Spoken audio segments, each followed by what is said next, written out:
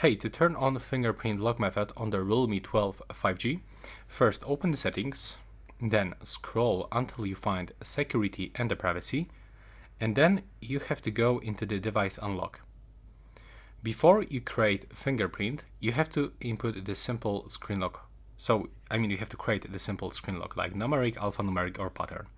When you do this, you have to go right here, then select fingerprint, click I agree, input your current screen lock method, and now you have to put your finger on the sensor. So it's located right here on the right side, and you have to just put it and keep tapping gently on the power button, and each time you feel vibration, you have to actually lift your finger until you fully scan.